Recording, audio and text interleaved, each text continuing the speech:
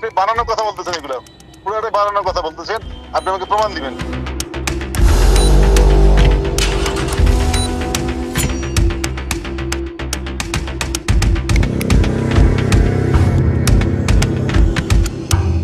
ডিসির মুখে কওয়া সারা পৃথিবী জানে, কোনো মুক্ত দিয়ে গেছে।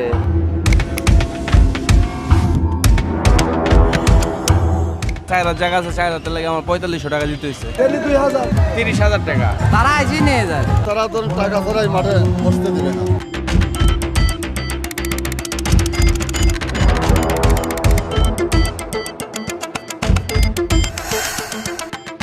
নুসরাত তাবাসসুমের বরাবর 57 থেকে 60 লক্ষ টাকা নগদ হস্তান্তর করেছে।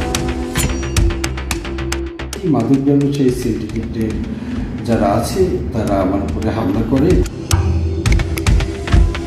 বিন্দুমাত্র কোনো সত্যতা নেই, এটা আমার সাথে ওনাদের এই ধরনের কোনো যোগাযোগ বা কখনো কিছু হয়।